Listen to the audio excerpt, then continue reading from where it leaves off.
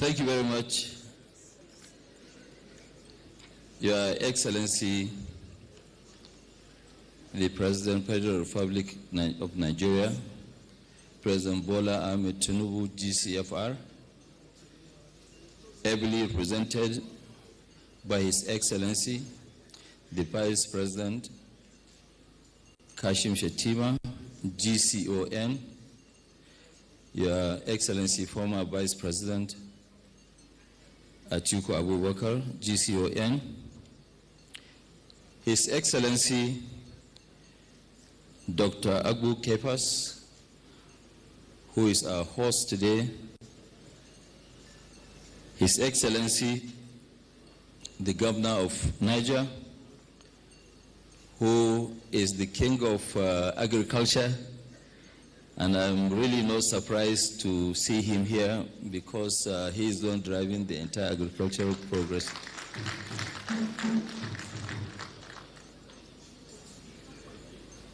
Distinguished senators and members of the House of Reps that are here with us, His Eminence, the Sultan of Sokoto, Your Eminence, you are welcome, sir. Bankers, entrepreneurs that are here with us, then the leadership of Taravest, led by my junior brother, Honorable Elimelu. Well done for a great job, you and your team. I think we're a bit late, so I will try and speak for just a few minutes. Your Excellencies, when I got a call from the governor, I told him that, Your Excellency, I'm sorry, I won't be able to attend because I've already planned to travel to US. But I said, no, but it is an investment. Listen, please, can you try and come? And I said, okay, well, what's my job in Nigeria? My job in Nigeria is to mobilize and make sure people do invest in our country. So I had to actually shift my trip rather than leaving early in the morning today to now leave late at night and cancel some appointments. So, Excellency, I must really congratulate you for gathering all of us to come and invest. I'm pleased to be here today to attend the 2025 Taraba International Investment Summit. I thank the organizers of this summit, Taraba government, and the visionary governor, His Excellency Dr. Abu Kepas, for inviting me to be part of this great occasion. The theme of the summit, Unlocking Taraba's Investment Potentials, Advancing Agriculture, Energy, Mining, and Industrialization for Sustainable Growth and Development, is apt and timely given the need to diversify the economy of the state and attract investors. This is not actually only inviting people to now come and attract, it's also to showcase what you have.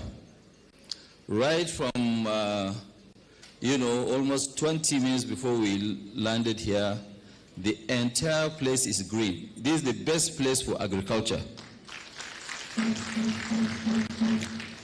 Your Excellencies, private sector investors play a major role in economic diversification and unlocking of latent resources to wealth.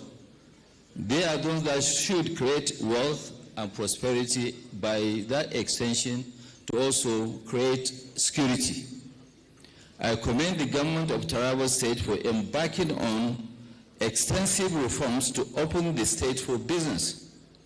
The State Action on Business Enabling Reforms, which is SABR, designed to improve business environment in Taraba State, is commendable, and it showcases the administration's commitment to attract investors to the state. I understand that SABR, which focuses on streamlining regulations, reducing bureaucracy, and fostering a conducive climate, creates an investment-friendly, is expected to stimulate economic activities, create jobs, prosperity, and reduce poverty.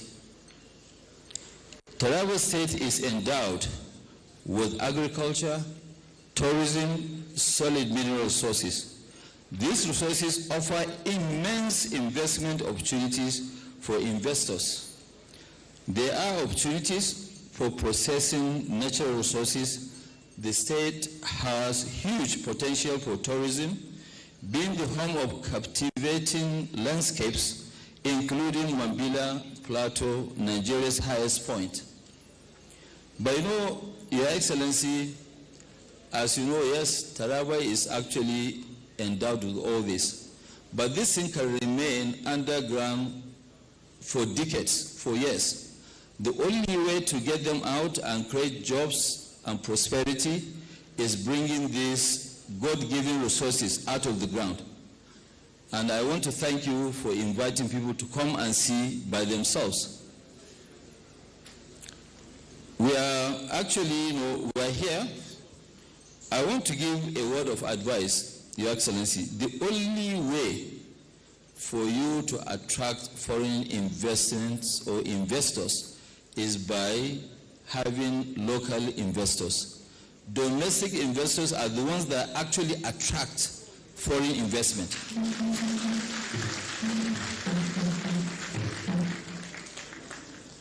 If you don't invite local investors to come and invest, no foreigner will come and invest here. Foreigners are attracted when things are good. Once they see that, yes, things are flowing, you don't have to invite them. They will now come. You know, that's what I keep saying, that have you ever had any restaurant inviting people to come and eat? They don't, but you will hear about a good restaurant and then you will now go and have a good meal. Second one is that the economy of Asia, the economy of Japan, the economy of Middle East, all over the world are actually economies that were created by their locals. If the locals don't invest, forget it. No foreigner will come and invest. The foreigners will come, they will invest, but not as a local.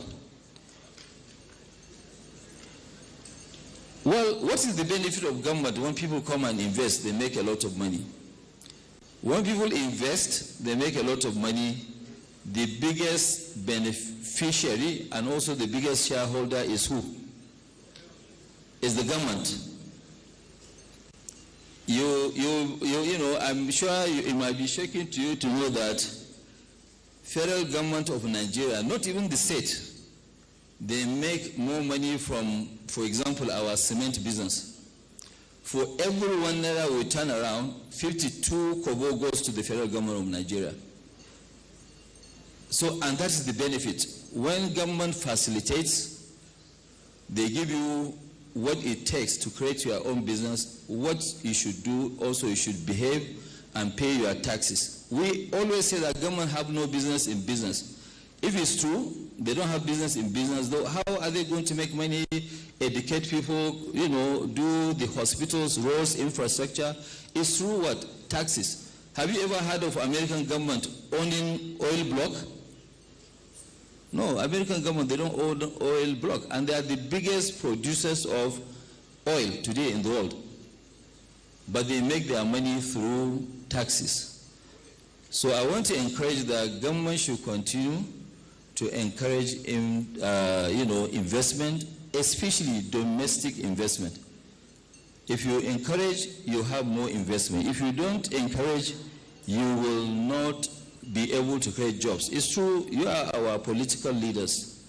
Political leaders will give all sorts of promises. If they give a promise of creating jobs, they don't have factories. They are not in business.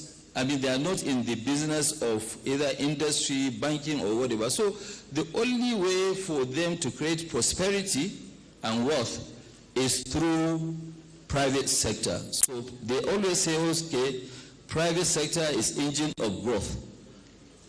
Private sector, if it's true, they are engine of growth, then there must be cooperation between the government and the private sector. And I'm happy now His Excellency, the President of the Federal Republic of Nigeria, has declared that Nigeria first.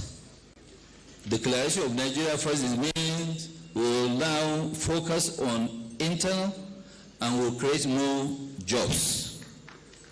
We want to thank him. I think you should clap for the president. Taravest State, Your Excellency, the Governor, you have what it takes to create prosperity here. Because when you look at countries like Singapore and Co., they had nothing.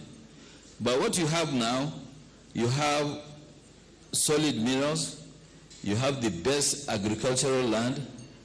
What else are you going to ask God for? The only way for you now to actually deliver to your people is to invest in attracting investors to now come. Start with the domestic investors, and I can tell you, this state can easily be the shining star of the country.